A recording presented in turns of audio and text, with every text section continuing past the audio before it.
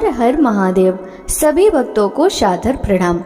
भक्तों, आज की इस वीडियो में हम जानेंगे प्रदोष कब है, प्रदोष की तिथि, शुभ मुहूर्त और प्रदोष काल के समय के बारे में। साथ ही प्रदोष की पूजन विधि के बारे में भी जानेंगे। भक्तों, प्रदोष व्रत भगवान शिव को समर्पित है।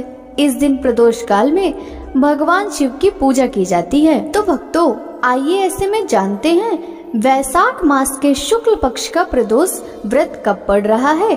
इस दिन पूजा करने के लिए शुभ मुहूर्त कब से कब तक है। प्रदोष व्रत भगवान शंकर को अति प्रिय है। महीने में 2 प्रदोष व्रत आते हैं।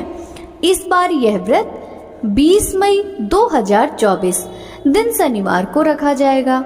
सोमवार पड़ने की वजह से इसे सोम प्रदोष व्रत के नाम से जाना जाएगा। ज्योतिष की दृष्टि से सोमवार को सोम प्रदोष व्रत का पड़ना एक शुभ संयोग है, क्योंकि दोनों ही दिन शिव जी को बहुत प्रिय है। इस दिन लोग व्रत रखते हैं और अपने परिवार की उन्नति के लिए विशेष पूजा अर्चना करते हैं। कहा जाता है यह व्रत भोलेनाथ को अति प्रिय है। जो लोग इस पवित्र दिन पर शाम के समय भगवान शंकर की विधि विधान से पूजा करते हैं, उनकी सभी मनोकामनाएं पूर्ण होती हैं। तो आइए इसकी तिथि और पूजा विधि को जानते हैं। हिंदू पंचांग के अनुसार वैशाख मास के शुक्ल पक्ष की त्रयोदशी तिथि प्रारंभ होगी 20 मई 2024 दिन सोमवार को दोपहर 3:58 पर। वहीं त्रयोदशी तिथि का समापन अगले दिन यानी 21 मई 2024 दिन मंगलवार को शाम 5:39 पर होगा। त्रयोदशी तिथि में प्रदोष काल 20 मई को पड़ रहा है, इसलिए सोम प्रदोष व्रत 20 मई को रखा जाएगा।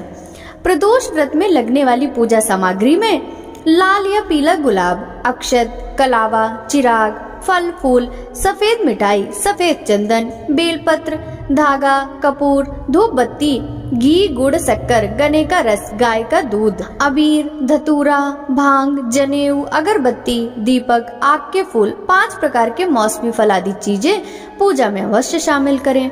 अब पूजा विधि में पूजा प्रारंभ करने से पहले सुबह जल्दी उठकर स्नान करें। भगवान भोलेनाथ और माता पार्वती के सामने व्रत का संकल्प लें। एक वेदी पर शिव परिवार की मूर्ति स्थापित करें। गंगा जल से प्रतिमा को अच्छी तरह साफ कर लें।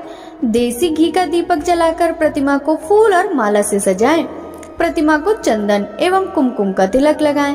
भगवान शिव पार्वती को खीर, हलवा, फल और मिठाइयों का भोग लगाएं। प्रदोष व्रत कथा, पंचाक्षरी मंत्र और शिव चालीसा का पाठ अवश्य करें। प्रदोष पूजा शाम के समय ज्यादा फलदायी मानी जाती है, इसलिए प्रदोष काल में ही पूजा करें। व्रती अगले दिन सात्विक भोजन से अपना व्रत खोलें।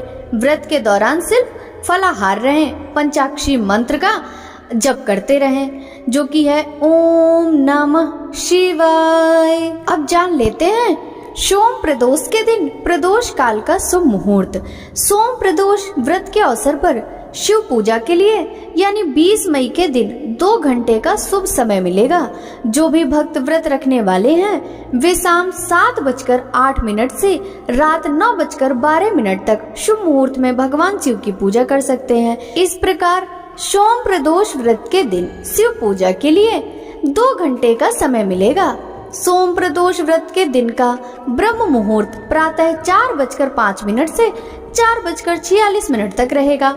वहीं दिन का शुभ मुहूर्त यानी अभिजीत मुहूर्त सुबह 11:50 से दोपहर 12:45 तक रहने वाला है। ऐसी मान्यता है कि प्रदोष व्रत में पूरे दिन निर्जला व्रत रखा जाता है। व्रत के दौरान नमक, लहसुन, प्याज और मांसाहारी भोजन का सेवन नहीं करना चाहिए। व्रत के दिन ब्रह्मचर्य का पालन करना होता है।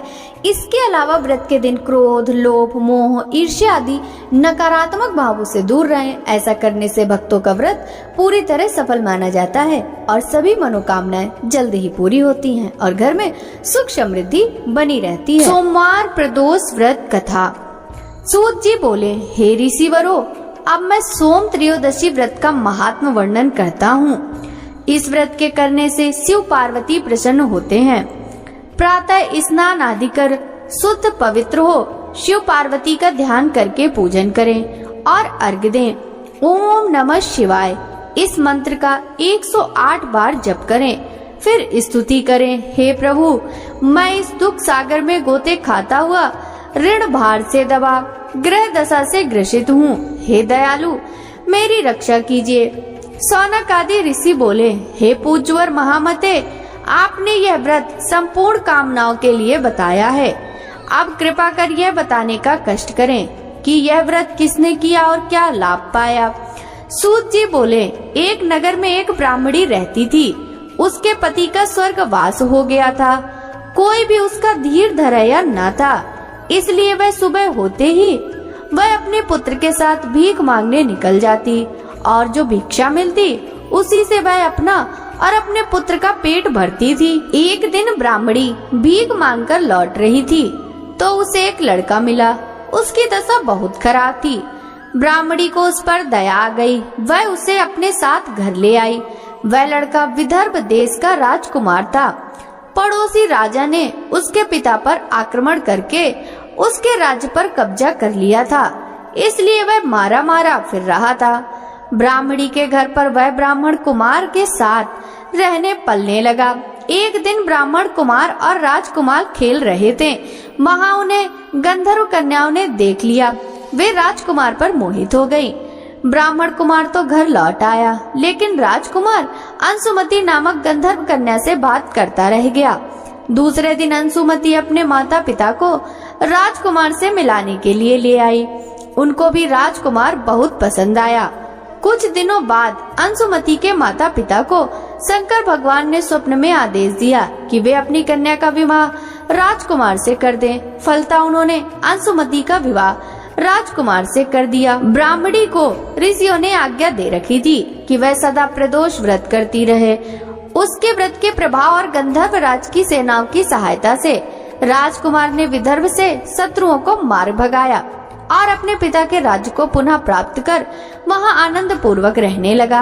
राजकुमार ने ब्राह्मण कुमार को अपने प्रधानमंत्री बनाया। राजकुमार और ब्राह्मण कुमार के दिन जिस प्रकार ब्राह्मणी के प्रदोष व्रत की कृपा से फिरे, उसी प्रकार शंकर भगवान अपने दूसरे भक्तों के दिन भी फेरते हैं। तभी से प्रदोष व्रत का संसार में बड़ा महत्व है। बोलिए शंकर भगवान की जय, माता पार्वती की जय।